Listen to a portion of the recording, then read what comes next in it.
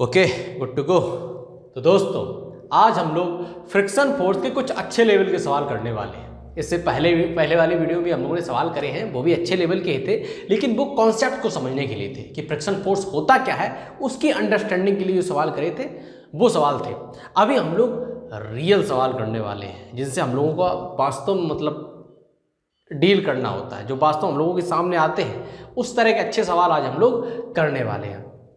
और मैंने बहुत अच्छे एनिमेशन बनाए हैं, है ना। मतलब मुझे सबसे ज़्यादा मज़ा आता है प्रॉब्लम सॉल्व कराने में, क्योंकि इसमें यार एक तो आपका कॉन्सेप्ट वेरीफाई होता है और फीलिंग भी अच्छी होती है। मतलब मैं तो यार न्यूमेरिकल्स में फीलिंग ढूंढता हूँ। अभी आपको मज़ा जब आप देखोगे तब पता चलेगा कैसे मैं फीलिंग ढूंढता हूँ न्यूमेरिकल्स में। तो जैसे कि अभी मैं आपको दिखा देता हूँ, मैंने एनिमेशन बनाए हैं, है ना। बड़े बढ़िया एनिमेशन बनाए हैं। जब मैं कॉन्सेप्ट पढ़ाता हूँ तो स्पीच पर ध्यान देता हूँ, जब मैं न्यूमेरिकल बनाता हूँ तो स्पीच और एनिमेशन दोनों पर ध्यान देता हूँ। तो एनिमेशन भी है, मज़ा आएगा। तो स्टार्ट करते हैं दोस्तों, स्टार्ट करते हैं बिना किसी देरी के। तो पहला सवाल है, सवाल आपके सामने ये है, पढ़ लीजिए, बिंदास पढ़ लीजिए। लेकिन उससे पहले मैं आपको थोड़ा पीछे ले जाता हूँ, आपकी बचपन की यादों में ले जाता हूँ। आपने छोटे पे जो हरकतें करी होंगी उनको थोड़ा याद दिलाना चाहूँगा। मैं आपसे पूछता हूँ, मतलब आपका टेस्ट है भाई साहब, आपने जो अभी तक ऑब्जर्व किया, देखो फिजिक्स है ही क्या, जो अभी तक हम लोग देखते चले आए, जो हम लोग आसपास देखते वही फिजिक्स है, ठीक है। अब मैं आपको याद दिलाऊंगा कि कहाँ कौन सा कॉन्सेप्ट आपने पहले से ही पढ़ रखा है। आप बचपन से फिजिक्स पढ़ते आए, आप अभी थोड़ी फिजिक्स पढ़ रहे हैं। आप जब से पैदा हुए तब से फिजिक्स पढ़ रहे हो, ठीक है। मैं आपको बताऊंगा कहाँ आपने कौन सा कॉन्सेप्ट पढ़ा था। तो आज इसकी बारी है देखो समझने की। मैं आपसे सवाल पूछता हूँ कि ये मेरा हाथ है, मैं अपने हाथ को ऐसा ही रखूँगा और मुझे यहाँ पर ये बुक है, इसको होल्ड करना है। कैसे कर पाऊँ बताओ भाई साहब। याद करो, अपना पुरानी जर्नी याद करो और दिमाग लगाओ कि ये बुक है, मुझे इस हाथ पर होल्ड करनी है। ये बुक अभी तो नहीं हो रही है, अभी तो नहीं हो रही है, पर मुझे होल्ड करनी है। तो मुझे क्या करना पड़ेगा? सोचो भाई साहब, क्या कर सकते हो इस बुक को आप अपने हाथ में होल्ड करने के लिए? ट्राई करो भाई। हाँ, सिंपल तो है। किसी भी लड़के जरूर ख्याल आएगा, बहुत सारे लड़कों पर ख्याल आया होगा कि क्यों ना अगर हम ये ऐसे तो होल्ड हो नहीं रहा है, अगर हम इसे अपने हाथ को इस तरह मूव कराएं, एक्सेलरेट कराएं। ये देख भाई, सामने देखा था, बिल्कुल होल्ड थी, देखना ये गिरी नहीं थी यहाँ पर, देखना फिर से देख लो, कोई दिक्कत नहीं। जब मैं यहाँ पर था तो मेरा हाथ बिल्कुल वर्टिकली था और ये बुक थी वो स्लिप नहीं कर रही थी, होल्ड हुई थी। तो इससे आपको क्या समझ में आया कि इस तरह तो हम लोग बुक को होल्ड नहीं करा सकते, लेकिन अगर एक्सेलरेट करा दें इसे तो बुक को होल्ड किया जा सकता है। अब इसके पीछे की फिजिक्स पढ़ो। आपने खेला होगा यार बहुत सारी चीज़ें। कोई लड़का होता है, जैसे मैं देखता था, मेरे नाम था रजनीश नाम का लड़का था, वो क्या करता था, एक बुक लेता था, अपनी बुक, ठीक है। अब वो बुक लेकर भागता था, ठीक है। और कुछ लोग होते हैं सर्कुलर मोशन कराने लगते थे उसमें होल्ड कराकर, तब भी वो स्टिक रहता था। उस दोनों का कारण था वो अभी आपको साइंस में समझना है, मैं अभी समझाऊंगा आपको। तो इसके पीछे की साइंस समझते हैं, ठीक है। ये हुआ क्या, जब मेरा हाथ ऐसा था और हमने यहाँ पर रखा तो फ्रिक्शन अभी भी फ्रिक्शन कोफिशिएंट है, मेरे हाथ और बुक के बीच में फ्रिक्शन कोफिशिएंट है, लेकिन तब भी ये बैलेंस नहीं हो रहा है। क्यों नहीं हो रहा है? क्योंकि नॉर्मल कांटेक्ट फोर्स नहीं है। फ्रिक्शन फोर्स की वैल्यू होती है mu into normal contact force. केवल म्यू के होने से काम नहीं चलेगा, यहाँ पर नॉर्मल कांटेक्ट फोर्स भी होना चाहिए। नॉर्मल कांटेक्ट फोर्स कैसे जनरेट होगा? अगर ये मान लीजिए कि मेरा हाथ इस पर पुश कर रहा हो तो नॉर्मल कांटेक्ट फोर्स जनरेट होगा। वही मैंने किया, जब मैं मूव कराने लगा तो यहाँ से मेरी हथेली से इस पर एक नॉर्मल कांटेक्ट फोर्स आया, तो यहाँ पर एक फोर्स जनरेट हुआ, जो इसका मास कोई mg होगा। mg ने उसे fs ने उसे बैलेंस करा और हमारा जो बुक था वो स्टिक हो गया। This is the science behind the theory, जो हम लोग खेलते थे बचपन में, उसका ये थ्योरी है। अच्छा, लेकिन इस सवाल में क्या कह रहा है? सवाल में भी यही केस है कि एक बस है, बस के शीशे पर, बस का जो विंड शील्ड है आगे, उसके ब्लॉक रखा है। अब बस को किस स्पीड से चलाया जाए कि ब्लॉक है वो स्लिप ना करे, ब्लॉक नीचे ना गिरे, किस एक्सेलरेशन से चलाया जाए, किस मिनिमम एक्सेलरेशन एक्चुअली पूछा गया, ये ग्रीन से दिखाया, किस मिनिमम एक्सेलरेशन से चलाया जाए कि भाई साहब ये ब्लॉक गिरे ना। बहुत सरल ऑब्जर्वेशन है दोस्तों। यहीं पर मैं भी आपसे यार गिर गया, कोई नहीं, चलो ये मेरे पास टेप है एक। मान लीजिए कि मैं ही आपसे एक सवाल पूछ देता कि मैं अपने हाथ को कितना मिनिमम एक्सेलरेशन दूं कि बुक ना गिरे, क्योंकि मैक्सिमम तो हम कितना भी दे सकते हैं तब भी ये स्टिक बने रहेगा बुक, लेकिन मिनिमम कितना दें कि ये मूव, ये जो स्लिप ना करे। तो सिंपल सी बात है भैया, अगर आप मूव नहीं कराना चाहते हो तो ये जो बुक है, ये जो आप बुक देख रहे हो जो कि ग्रीन है, तो ग्रीन स्क्रीन का इफेक्ट दिख रहा होगा, ये जो बुक है अगर हम इस पर हमें मिनिमम एक्सेलरेशन चाहिए, यानी कि हमें mg के बराबर ही ऊपर फ्रिक्शन फोर्स जनरेट कर देना है, हमारा मिनिमम एक्सेलरेशन आ जाएगा। कैसे निकालना है बात करते हैं। सबसे पहले ऐसे हम लोग ग्राउंड फ्रेम से करेंगे, फिर करेंगे बस पर बैठकर। तो ग्राउंड फ्रेम से करो भाई साहब, ग्राउंड पर आप बैठे हो, ठीक है, और आप ब्लॉक को देखो, ब्लॉक की अगर वीडियो बनाई जाए, मान लेते हैं कि कोई m मास का ब्लॉक है, ठीक है, ये जो कि बस की विंड शील्ड से टकराया हुआ है। अच्छा, आप देख रहे हो कि ये ब्लॉक है, एक्सेलरेट कर रहा है ए से, मैंने माना है कि मिनिमम एक्सेलरेशन है ए, ठीक है, तो इस ब्लॉक का भी एक्सेलरेशन ए होगा, क्योंकि कंस्ट्रेंट बस भी ए से चल रही तो ब्लॉक को भी चलना पड़ेगा। अच्छा, ये ब्लॉक ए से चल रहा है, पर इस ब्लॉक को चला कौन रहा है? स्वाभाविक सी बात है, देयर इज ए फोर्स जो बस की विंड शील्ड से आ रहा होगा, नॉर्मल कॉन्टैक्ट फोर्स, वही तो उसको चला रहा है ए से। तो एन की वैल्यू क्या हो गई? m इंटू ए। नीचे एक mg फोर्स लग रहा होगा, स्वाभाविक सी बात है, क्योंकि हम लोग एक दुनिया में रहते हैं जहाँ ग्रेविटी जैसी चीज़ है, तो mg लग रही है। ऊपर अब नॉर्मल कॉन्टैक्ट फोर्स आ गया है, तो ऊपर एक फोर्स जनरेट हो रहा होगा जिसे हम लोग कहते हैं फ्रिक्शन फोर्स। हमसे पूछा गया है कि मिनिमम एक्सेलरेशन बता दीजिए, कि बुक है वो ना गिरे, या फिर यहाँ पर जो है ब्लॉक ना गिरे। तो मिनिमम एक्सेलरेशन कैसे निकालोगे भाई? मिनिमम एक्सेलरेशन निकालने के लिए सबसे पहले क्या हो, ये मिनिमम फोर्स होना चाहिए, Fs जो होना चाहिए वो मिनिमम ही होना चाहिए, बिल्कुल लिमिटिंग तक लग जाए, जो Fs मैक्सिमम के बराबर यानी कि mg हो जाए, यानी कि F लिमिटिंग के बराबर हो जाए mg, तो आपका जो मिनिमम फोर्स हो जाएगा। देखो कैसे, यानी कि mg की वैल्यू यानी कि Fs मैक्सिमम की वैल्यू हो जानी चाहिए mg के बराबर। इस कंडीशन में एक्सेलरेशन होगा वो क्या होगा? मिनिमम होगा। अगर आप Fs मैक्सिमम, मतलब यहाँ पर Fs मैक्सिमम की वैल्यू बहुत कुछ भी हो सकती है, क्योंकि नॉर्मल की वैल्यू कितनी भी हो सकती है, आप कितना भी एक्सेलरेशन दे सकते हो, लेकिन मिनिमम पूछा गया है, तो मिनिमम में हमें वो वाला n लेना है जहाँ Fs मैक्सिमम की वैल्यू उस n पर हमें आधारित करनी। मैं भी थोड़ा और समझाता हूँ इसको मैं, जैसे कि Fs मैक्सिमम है तो mu into N is equal to mg। अब mu is equal to N की वैल्यू कितनी है? m into A is equal to mg। m से m कैंसिल हो गया, a की वैल्यू म्यू अपॉन जी। अब इसको समझिएगा, अभी मैं जो बता रहा था कि म्यू, देखो अगर यहाँ पर अगर हम a को थोड़ा बढ़ा देते, तो नॉर्मल कॉन्टैक्ट फोर्स की वैल्यू बढ़ जाती। नॉर्मल कॉन्टैक्ट फोर्स की वैल्यू बढ़ जाती तो यहाँ पर फोर्स का मान जो mg था अभी उससे थोड़ा और बढ़ जाता, mg से थोड़ा और Fs मैक्सिमम का मान mg से बढ़ जाता, लेकिन हम उसका कोई काम ही नहीं था, हमें मिनिमम चाहिए था। मिनिमम के लिए हमें ऐसा ही n लेना चाहिए जिसको ये बस सेटिस्फाई कर जाए, बस mg के बराबर हो जाए। तो क्या आया? a is equal to mu upon g. तो ये तो हम लोगों ने ग्राउंड फ्रेम से कर लिया। अच्छा, अगर हम लोग यहाँ पर बैठे होते, बस पर बैठे होते, अभी आप करो कि अगर बस पर बैठे हो, मान लीजिए बस पर आप बैठे हैं और एक शीशे पर कोई भी किताब उड़ के आई और बस के शीशे पर ऐसे चिपक गई, ठीक है, ड्राइवर यहाँ बैठा है, ड्राइवर की सीट इधर है और ऐसे चिपक गई और आप देख रहे हैं कि वो गिर नहीं रही है, ठीक है, तो आप कैसे एफबीडी बनाओगे इस ब्लॉक का? जो आपको दिखाई दे रही शीशे की बाहर, जो विंडशील्ड के बाहर जो बुक है उसका एफबीडी कैसे बनाओगे?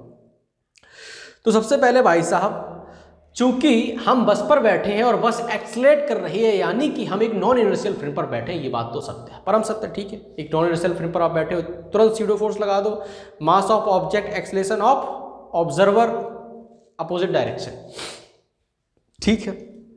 एक फोर्स दे दो भाई साहब नीचे mg, जो कि लगना ही है। अच्छा, अगर ये ब्लॉक है, जैसा कि हमें दिख रहा है, बस पर बैठा हूं मैं, एक नॉन इनर्शियल फ्रेम पर बैठा हूं, ये ब्लॉक है, अगर बस पर ma फोर्स लगा रहा है तो बस भी इस पर एक ma फोर्स लगा रही हो, एक्शन, ठीक है भाई, वो होगा नॉर्मल। तो नॉर्मल की वैल्यू यहाँ पर कितनी आई? m इंटू ए आई है। अब हमें चाहिए मिनिमम एक्सीलरेशन, यानी कि जो Fs मैक्सिमम की वैल्यू है वो आपकी mg के बराबर हो जाए, तभी तो वो बैलेंस कर पाएगा। तो Fs मैक्सिमम की वैल्यू के बराबर जब हम ma करेंगे तो यही इक्वेशन आएगी सामने और वही हमारा वैल्यू आएगा। बस मैंने ऑब्जर्वेशन अलग अलग जगह से कर ली। पहले मैं बस पर बैठ गया, मतलब पहले मैं ज़मीन पर बैठ गया, अभी मैंने आपसे बस से बता दी।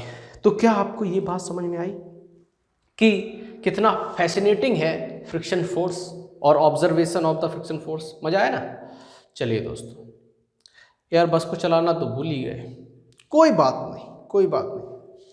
अच्छा ओके, दूसरा सवाल है, find A maximum such that glass do not slip with respect to बस।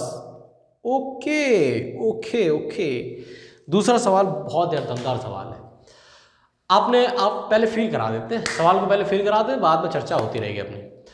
तो मान लीजिए कभी आप बस पर बैठे हैं, बेशक यार बस पर जरूर बैठे होंगे, बस पर बैठे हैं, बस पर आपने कहीं अपना बैग रख दिया हो, ठीक है। आप मान लीजिए सेंटर ऑफ द बस, आप बस के बीच में बैठे और आपने बैग रख दिया और बस ने तुरंत एक्सीलरेट करना स्टार्ट कर दिया, तुरंत एक्सीलरेट करना स्टार्ट कर दिया, तो बैग होता है पीछे खिसकता चला जाता है। आपने ये तो देखा होगा कि मान लीजिए कि आप बैठे हैं बस पर, बैठे हैं सेंटर ऑफ द मतलब मिडिल ऑफ द बस बैठे हैं, बीच में बैठे हैं बस के, और आपने ब्लॉक अपना सरफेस पर रख दिया बस की, और बस के ड्राइवर ने तुरंत गाड़ी को एक्सीलरेट करा तो बैग आपका तुरंत सख्त पीछे स्लिप हुआ।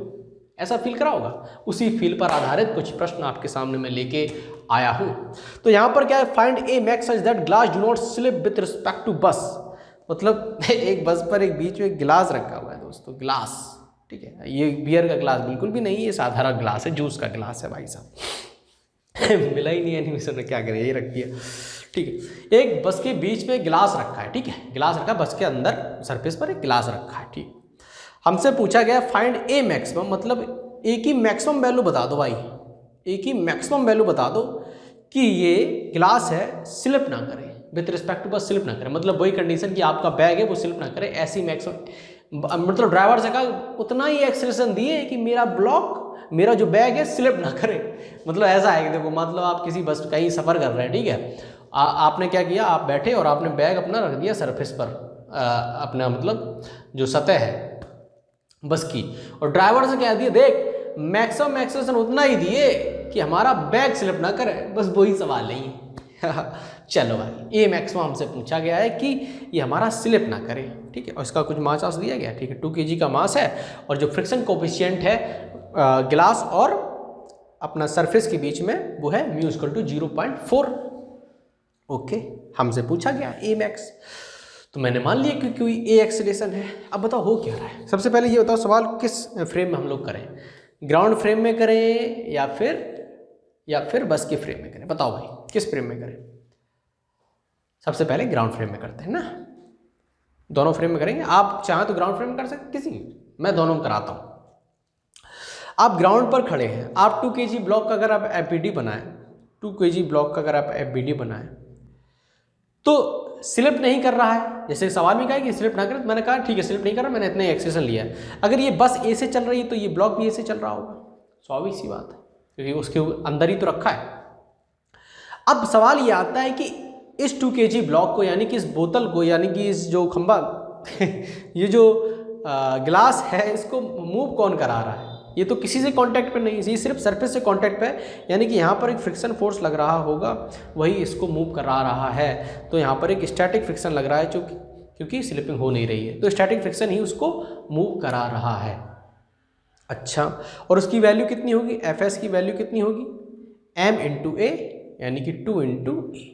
ये हो गया इक्वेशन नंबर फर्स्ट अपना, ठीक है। एक बात यहाँ से आपको समझ में आई। अच्छा, अब इस Fs की वैल्यू कितनी होगी।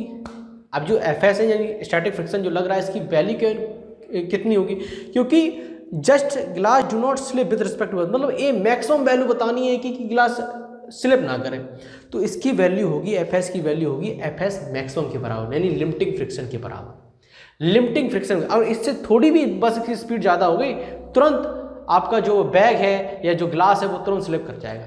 समझो, ध्यान सुनो मैं क्या कह रहा हूँ। हमसे पूछा गया है कि ड्राइवर से आपने कह दिया कि उतना ही एक्सेलरेशन दिए कि मेरा बैग जस्ट स्लिप ना करे, तो उतना एक्सेलरेशन का क्या मतलब है कि फ्रिक्शन फोर्स की वैल्यू जो हमारा लिमिटिंग फ्रिक्शन है बैग और बस के बीच में, उससे ज़्यादा अगर एक्सेलरेशन दे दिया तो हमारा तुरंत स्लिप कर जाएगा। यानी कि लिमिटिंग फ्रिक्शन के बराबर ही वो होल्ड कर सकता है। लिमिटिंग फ्रिक्शन की वैल्यू उतनी ही होनी चाहिए जिससे वो 2 × a से उसे एक्सेलरेट करा पाए, a से एक्सेलरेट करा पाए, उतना स्टैटिक फ्रिक्शन होना चाहिए। उसकी वैल्यू किसके बराबर होगी, लिमिटिंग फ्रिक्शन के बराबर होगी। यानी जो Fs मैक्स है वो बराबर होगा 2 इंटू ए के बराबर, क्योंकि यही है एफ एस मैक्स ही उसे ए से लगातार एक्सलेट कराएगा। ए से जब एक्सलेट कराएगा तो स्लिपिंग नहीं होगी। क्या फिर से समझाओ इस बात को, क्या फिर से समझाओ?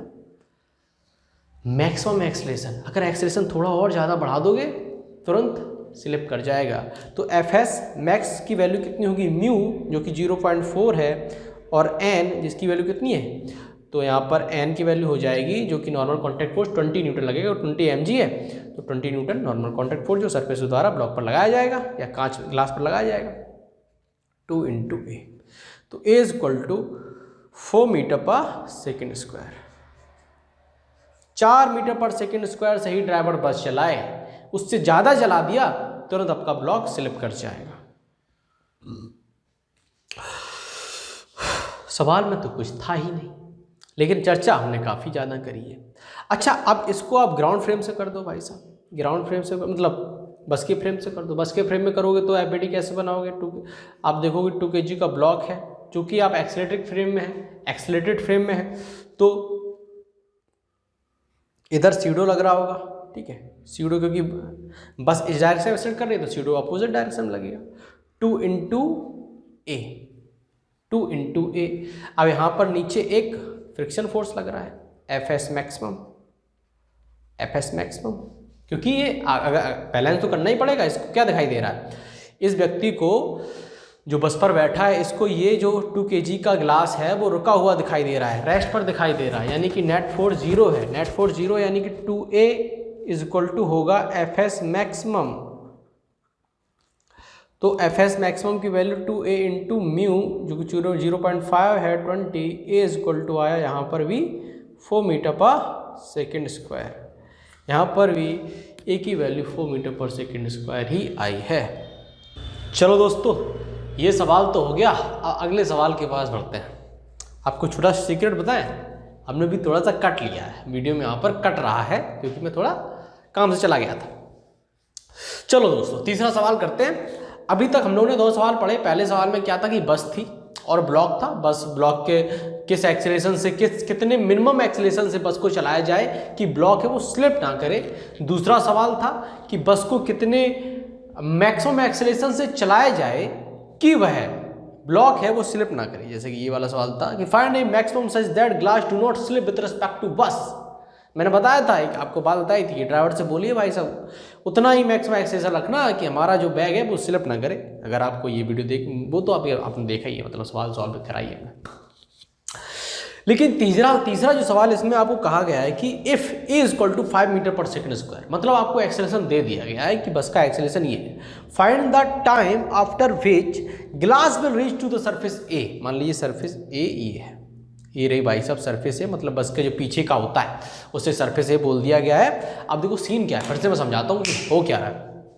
ये अपनी बस है, ठीक है, ये आपकी बस है और बस मतलब चलो कहानी स्टार्ट करते हैं। आपके पास एक झोला है और आप एक बस से सफ़र कर रहे हैं और आपने झोला क्या रख दिया, बस के बीच में आप कहीं बैठे, वहीं आपने सरफेस पर झोला रख दिया। अब ड्राइवर ने क्या किया कि बस को तुरंत 5 मीटर पर सेकेंड स्क्वायर से एक्सीलरेट कराने लगा। अब 5 मीटर पर सेकेंड स्क्वायर से एक्सीलरेट कराने लगा तो आपका बैग है वो स्लिप होकर के पीछे वाला जो बस जहाँ ख़त्म होता है वहाँ पर जाके टकरा गया, सरफेस से टकरा गया जा करके। वही हमसे टाइम पूछा गया है। सिंपल सी फील ये है सवाल की। लेकिन सबसे पहले हम लोग ये देखेंगे कि हमारे सवाल में क्या हो रहा है। हमारे सवाल में वही एक ग्लास है, ठीक है, वही फ्रिक्शन कोफिशिएंट है ग्लास और सरफेस के बीच में 0.4। ए हमें मिल गया है 5 मीटर पर सेकेंड स्क्वायर, पहले से ही दे दिया गया है।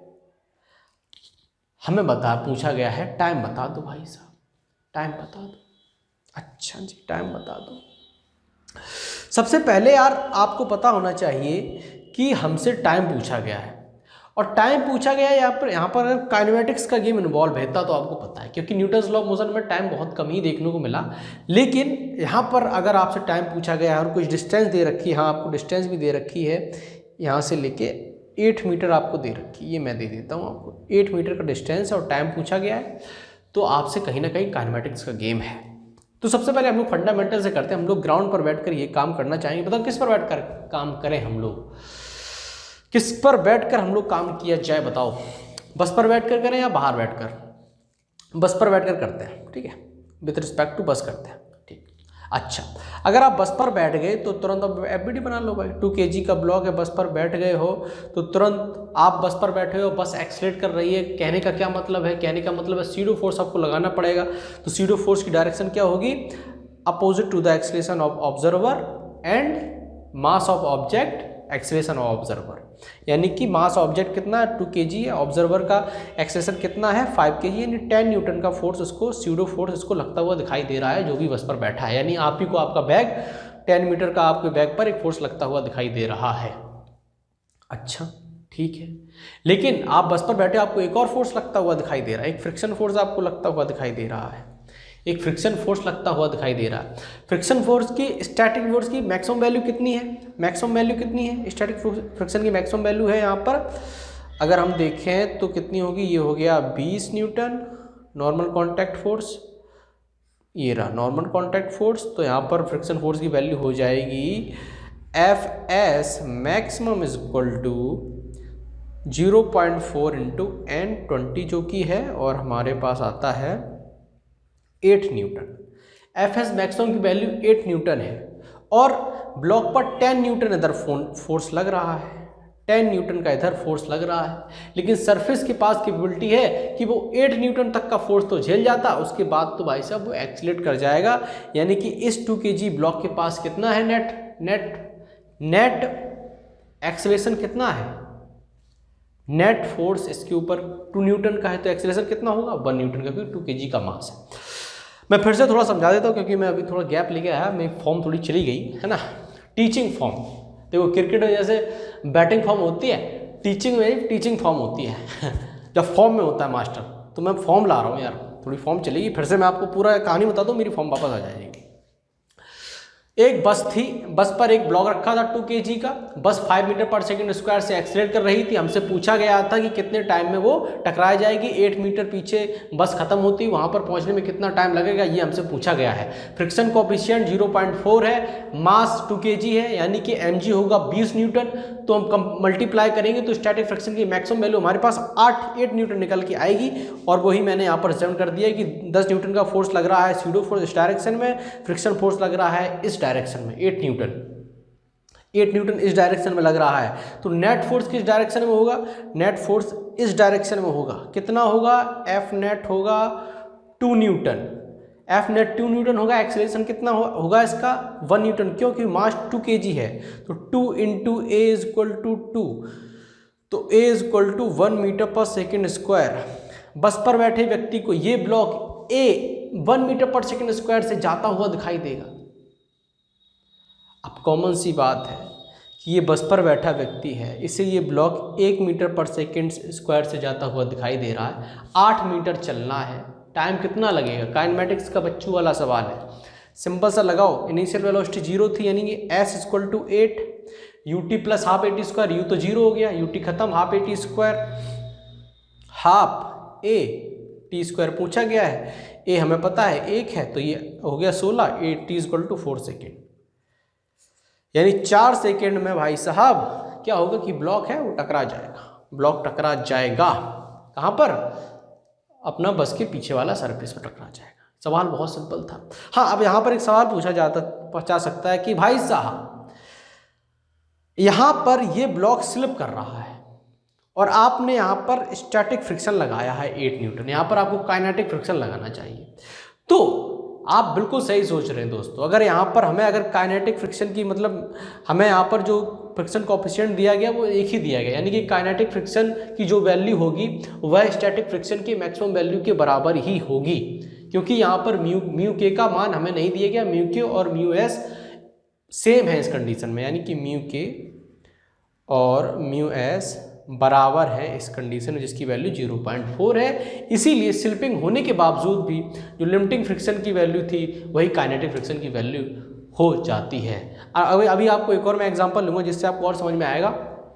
लेकिन इस तरह के सवालों को किस प्रकार से करना है आपको पता है, किस प्रकार से करना है। सीधा आपको उसी पर बैठ जाना है, बस पर एफबीडी बनाना है, देखना है क्या चल रहा है, नेट फोर्स, एक्सीलरेशन, बस छोटी मोटी काइनेमेटिक्स है, गेम ओवर है। अच्छा, तो जो मैंने आपसे वादा किया था कि मैं आपको एक स्टेप बताने वाला हूं जिससे मदद से आप फ्रिक्शन का कोई भी सवाल हल कर सकते हैं, कोई भी सवाल आसानी से हल कर सकते हैं। तो general step to solve the numericals.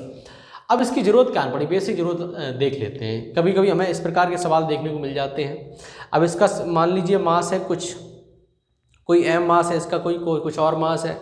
हम इस कभी हो सकता है ये ब्लॉक इस तरफ चल रहा हो, ठीक है, ये ऊपर की तरफ जा रहा हो, इस तरह के मास रखे हो, तब इस डायरेक्शन में फोर्स, जो फ्रिक्शन फोर्स है इस डायरेक्शन में लगेगा। अब वो काइनेटिक फ्रिक्शन होगा या काइनेटिक फ्रिक्शन होगा और किस डायरेक्शन में होगा।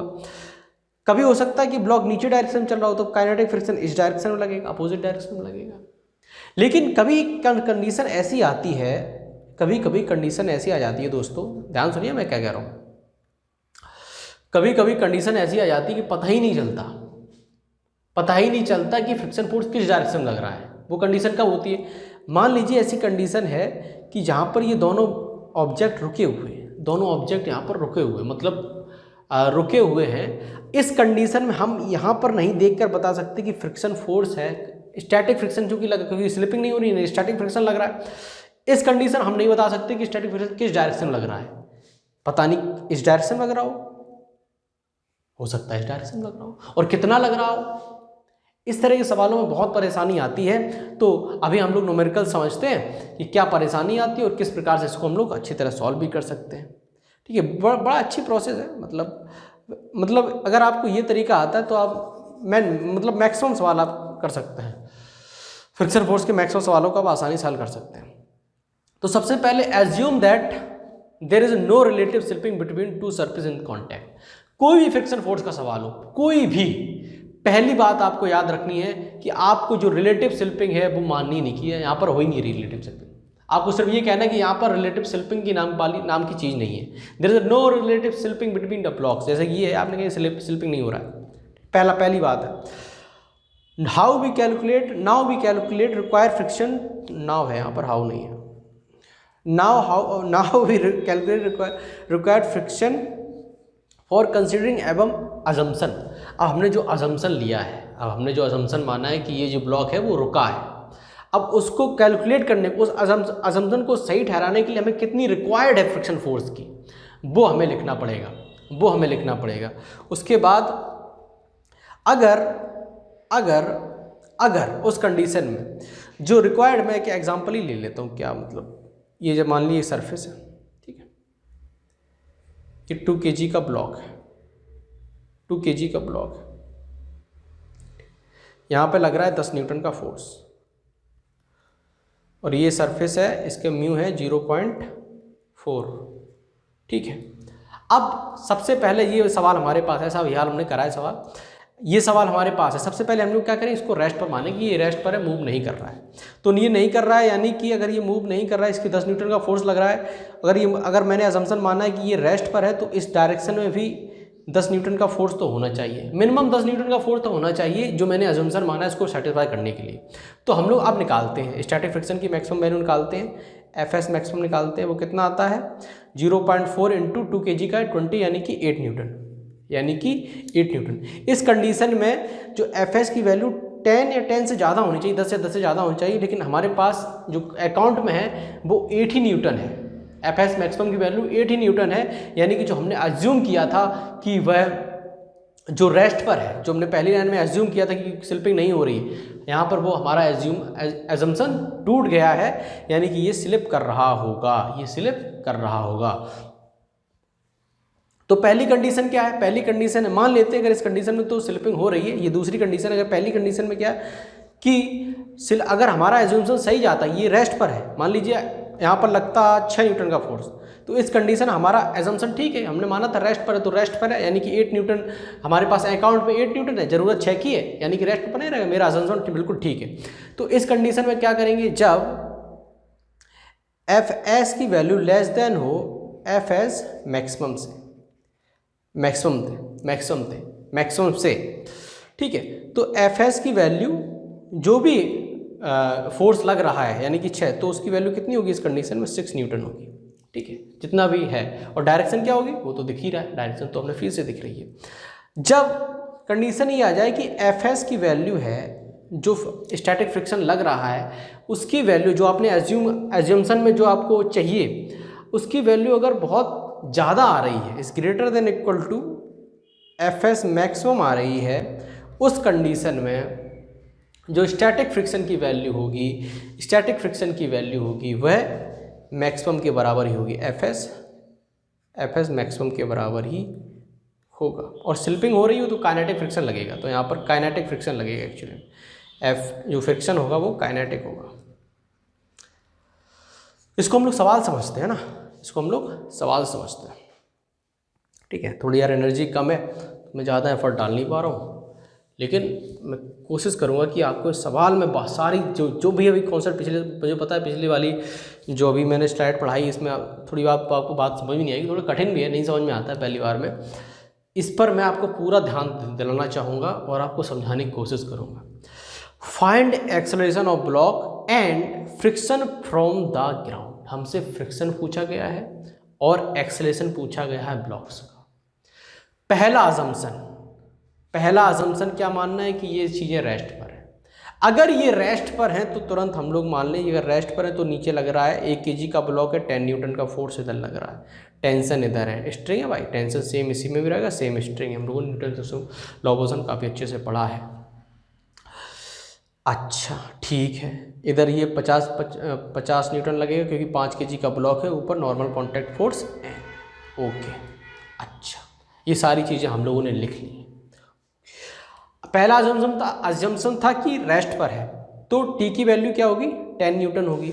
अब देखते हैं टी की वैल्यू 10 न्यूटन है और अगर इस तरफ इस 5 kg ब्लॉक पर इस तरफ 10 न्यूटन लग रहा है तो उस तरफ भी 10 न्यूटन लगना चाहिए, तभी तो हमारा अजम्पशन सही बैठेगा, तभी तो ये जो ब्लॉक रुका रहेगा। तो उसके लिए हमें क्या करना पड़ेगा, Fs मतलब कि स्टैटिक फ्रिक्शन की मैक्सिमम वैल्यू हमें निकालनी पड़ेगी। वो कितनी होती है, म्यू इंटू 0.4 इंटू 50 और ये हो गया 20 न्यूटन। यानी कि स्टैटिक फ्रिक्शन की यहाँ पर बड़ा बढ़िया सवाल बन गया कि स्टैटिक फ्रिक्शन की मैक्सिमम वैल्यू कितनी है, 20 न्यूटन। ज़रूरत कितने की है, 10 न्यूटन की। स्टैटिक फ्रिक्शन की मैक्सिमम वैल्यू है 20 न्यूटन, मतलब खाते में 20 न्यूटन पड़ा है अपना फोर्स, कि आप 20 न्यूटन तक फोर्स लगा दो उस ब्लॉक पर, वो नहीं हिलने वाला, अजम्पशन सही चलेगा। लेकिन हमने तो 10 ही लगा रहा हूँ, यहाँ ये स्ट्रिंग है 10 ही फोर्स लगा रही, हमारे खाते में 20 पड़ा, यानी कि अजम्पशन हमारा ठीक है कि भाई साहब वो रेस्ट पर ही है। इस कंडीशन में जो स्टैटिक फ्रिक्शन लग रहा होगा उसकी वैल्यू कितनी होगी, उसकी वैल्यू कितनी होगी, स्टैटिक फ्रिक्शन लग रहा है उसकी वैल्यू कितनी, जितना फोर्स है, जो कि मैंने पहले बताया था। तो Fs की वैल्यू आ गई, जो हमसे पूछा गया था फ्रिक्शन बताइए ग्राउंड का, फ्रिक्शन फ्रॉम द ग्राउंड, वो है 10 न्यूटन और डायरेक्शन आप दिखा सकते हैं इस तरह से एरो से, ठीक है। ये लग रहा है 10 न्यूटन लग रहा है और ब्लॉक का कोई एक्सेलरेशन तो है ही नहीं, एक्सेलरेशन तो ब्लॉक का कोई है ही नहीं। अच्छा इसमें हम थोड़ा अगर हम चेंज कर दें, अगर हम थोड़ा चेंज कर दें सवाल में, मान लीजिए मैंने कर दिया 10 kg यहाँ पर और मैंने आपको म्यू के की वैल्यू और दे दी यहाँ पर 0.2, मैंने 10 kg कर दिया, 1 kg का 10 kg कर दिया, मैंने एक सवाल बना लिया अपने से। अच्छा उस कॉन्सेप्ट समझाने को कैसे सॉल्व करना है। अब 10 kg मेरा अब 100 न्यूटन लग रहा है। अभी भी पहला कंडीशन क्या हमारा, कि हमने मानना है, उसे अज्यूम करना है कि रेस्ट पर है, ये मूव नहीं कर रहा है, ठीक है, रेस्ट पर हमारा चीज़ है, यानी कि 100 न्यूटन लग रहा है तो यहाँ पर भी 100 न्यूटन लगेगा। अब 100 न्यूटन, ये 5 kg के ब्लॉक 100 न्यूटन फोर्स इस तरफ से लग रहा है। अगर मेरा अजम्पशन सही ठहराना है, यानी ये 5 kg ब्लॉक रुका रहे, तो उस डायरेक्शन पर भी 100 न्यूटन का फोर्स लगना चाहिए और उस डायरेक्शन सिर्फ फ्रिक्शन फोर्स 100 न्यूटन का फोर्स लगा सकता है, सिर्फ फ्रिक्शन फोर्स ही लगा सकता है उस डायरेक्शन में लग सकता है। तो फ्रिक्शन फोर्स की मैक्सिमम वैल्यू तो उस कंडीशन में 20 न्यूटन ही है और हम 100 लगा रहे हैं, यानी कि एक्सेलेरेट हो जाएगा, यानी कि सिस्टम एक्सेलेरेट कर रहा होगा, हमारा अजम्पशन यहाँ पर फेल हो जाता है, यानी कि अब यहाँ पर एक काइनेटिक फ्रिक्शन लगेगा। अब कैसे अप्रोच करते, जैसे ही आपको पता चल गया कि एक्सेलेरेट हो रहा है तो तुरंत दिखा दो भाई साहब कि ये एक्सेलेरेट कर रहा है, ए से ये ब्लॉक इधर एक्सेलेरेट कर रहा है, ये इधर एक्सेलेरेट कर रहा है और यहाँ पर फ्रिक्शन फोर्स अब स्टैटिक नहीं लगेगा क्योंकि हमें पता चल गया है कि स्लिपिंग हो रही है, तो यहाँ पर काइनेटिक फ्रिक्शन लगेगा और काइनेटिक फ्रिक्शन की वैल्यू क्या होगी 0.2, क्योंकि म्यू की वैल्यू मैंने आपको 0.2 दी है, 0.2 इंटू 50 तो कितना हो जाएगा 10 न्यूटन, 10 न्यूटन। तो अब काइनेटिक फ्रिक्शन लगेगा 10 न्यूटन, ठीक है। अब आपको एक्सेलरेशन और टेंशन चाहिए, एक्सेलरेशन और टेंशन चाहिए, सीधा क्या करेंगे आप, क्या करेंगे बताओ, acceleration equal to total force upon total mass, total force upon total mass. Total force कितना लग रहा है इस डायरेक्शन में, देखो 100 माइनस 10 अपॉन टोटल मास जो कि है 15 के जी, 15 के जी, तो 90/15 तो 4 आएगा, 4 मीटर पर सेकेंड स्क्वायर एक्सीलरेशन आया। ठीक है, ये एक्सीलरेशन कैसे निकाला, टोटल फोर्स कैसे निकाला, देखो यार ये कितना 100, अरे यार मैंने सीधा कर दिया, अगर आपने न्यूटन्स लॉ ऑफ मोशन सही पढ़ा, देखो मैंने ऐसे कर दिया, इसको ऐसे कर दिया, ठीक है ऐसे कर दिया, ब्लॉक को सीधा कर दिया, यहाँ दिखा दिया 100 न्यूटन, यहाँ पर सिर्फ 10 न्यूटन, तो net force 90 Newton, total mass वो एक्सीलरेशन आ गया सिस्टम का 4 मीटर पर सेकेंड स्क्वायर। टेंशन निकाला, टेंशन आप कैसे निकालोगे, सिंपल सी बात है यार, टेंशन कैसे निकालोगे, आप टेंशन तो निकाल ही लोगे यार, वो भी बताना पड़ेगा, ठीक है बता देता हूँ। तो टेंशन क्या, कोई एक इक्वेशन बना लो, 100 minus T is equal to 10A, A की वैल्यू 4 तो 40 तो 60 आ गया, 60 न्यूटन है टेंशन, 60 न्यूटन का आपका टेंशन है। इजी पीजी सवाल था, इजी पीजी, ठीक है। जितनी मेहनत से मैंने स्लाइड बनाई उतनी मेहनत से मैं समझा नहीं रहा हूँ, जस्ट ग्लिच। चलो अभी ये ऐसा सवाल कराया, वैसे ही सवाल फिर से आया, ये आप ट्राई करो, ये सवाल आप ट्राई करो भाई साहब, आप करिएगा ट्राई।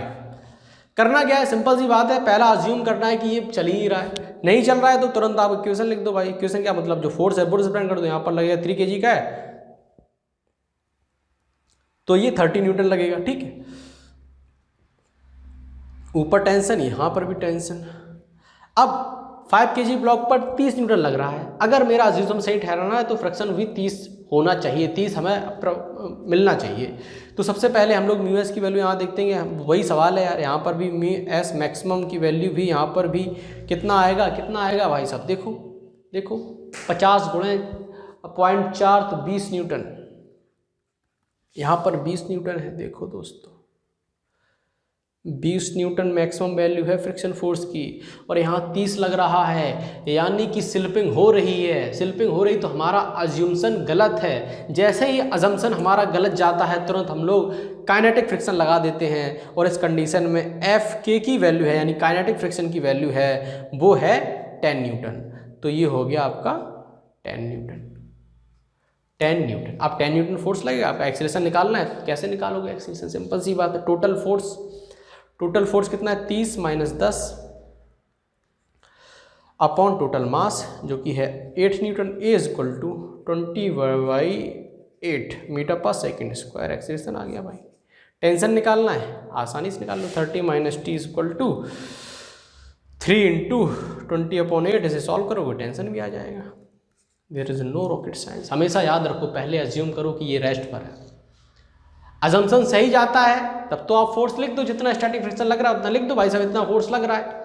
लेकिन अगर स्लिपिंग हो रही है, आप फोर्स को देखकर समझ जाएंगे कि हाँ यार वहाँ पर तो जैसे इस कंडीशन में 30 न्यूटन का फोर्स इधर खींच रहा है, लेकिन फ्रिक्शन फोर्स प्रोवाइड करा पा रहा है 20 न्यूटन का, स्वाभाविक सी बात स्लिपिंग हो जाएगी, तो इस कंडीशन में तुरंत आप काइनेटिक फ्रिक्शन लगा दो स्टैटिक फ्रिक्शन का, तो काइनेटिक फ्रिक्शन लग जाता है, सिंपल सा अपना सवाल सॉल्व हो जाता है। ये देखिए आंसर, अच्छा ओके, अच्छा ओके, थोड़ा अच्छा सवाल कर दिया भाई, पहले एक 40 न्यूटन का फोर्स लगा दिया, वही सवाल है, सवाल तो सिंपल सी बात है, यानी कि यहाँ पर हमारी जो हम लोग अगर वैल्यू लिखना चाहें, एफ एस मैक्सिमम की वैल्यू 20 ही है इस सवाल में, ठीक है, और एफ के की वैल्यू 10 न्यूटन है, सवाल सेम ही, सारा सवाल सेम। यहाँ 30 न्यूटन लग रहा है, टेंशन ठीक, ओके। अच्छा 5 kg ब्लॉक पर पहला सवाल है कि 40 न्यूटन का फोर्स लग रहा है, तो मैं लिख देता हूँ 40 न्यूटन का फोर्स लगा रहे हैं हम लोग पहली बार में, ओके, हाँ 40 न्यूटन का फोर्स लगा रहे हैं। अच्छा चलो भाई, इस सवाल में बताते हैं, सोचते हैं। पहला अजम्पशन है कि भाई साहब इसको रेस्ट पर माना तो यहाँ 30 न्यूटन का फोर्स लग रहा है, ये 30 न्यूटन का फोर्स लग रहा है यहाँ पर भी, तो नेट फोर्स के पावर 10 न्यूटन का आता है, लेकिन बैलेंस करने के लिए स्टैटिक फ्रिक्शन है, बैलेंस करने के लिए स्टैटिक फ्रिक्शन है, तो स्टैटिक फ्रिक्शन तुरंत इस डायरेक्शन में लग जाएगा 10 न्यूटन। जो मैंने कहा चमका कुछ, अच्छा, स्टैटिक फ्रिक्शन मैंने सही डायरेक्शन लगाया है क्या? मैंने स्टैटिक फ्रिक्शन की डायरेक्शन सही लगाई है? बिल्कुल गलत डायरेक्शन में मैंने स्टैटिक फ्रिक्शन लगाया है। देखो फिर से समझते हैं। सबसे पहले मैंने अज्यूम किया कि ब्लॉक रेस्ट पर नहीं, ब्लॉक रेस्ट पर है, अज्यूम किया। जब हमने फोर्सेस का रिप्रेजेंट करा तो मैंने देखा कि 5 kg ब्लॉक पर, 5 kg ब्लॉक पर आप नजर रखिएगा, 5 kg ब्लॉक को 40 न्यूटन से एक फोर्स उधर खींच रहा है, 30 न्यूटन से टेंशन खींच रहा है। नेट फोर्स अभी भी है उसी डायरेक्शन में 10 न्यूटन का, उसे कौन बैलेंस करेगा? सरफेस से स्टैटिक फ्रिक्शन। तो इस डायरेक्शन में लगेगा आपका स्टैटिक फ्रिक्शन, और उसकी वैल्यू कितनी होगी? जितने की जरूरत है। कितनी जरूरत है? 10 न्यूटन की। और ये प्रोवाइड भी करा सकता है कितना? 20 न्यूटन तक प्रोवाइड करा सकता है स्टैटिक फ्रिक्शन। यहाँ पर 10 की जरूरत है, यानी कि हमारा अजम्पशन है वो यहाँ पर फेल नहीं हुआ है, एकदम टिक मार्क है, यानी कि स्टैटिक फ्रिक्शन की वैल्यू वही होगी जो यहाँ पर रिक्वायर्ड है। और यहाँ पर कितनी? 10 न्यूटन की जरूरत है, तो हमें 10 न्यूटन का मिल जाता है, यानी कि सिस्टम यहाँ पर रेस्ट पे रहता है। तो इस कंडीशन में एक्सेलरेशन आपका 0 हो जाता है। और टेंशन आपका बताइए कितना रहेगा? टेंशन बताइए, सिंपल सी बात, 30 न्यूटन टेंशन रहेगा, 30 न्यूटन। अच्छा ओके।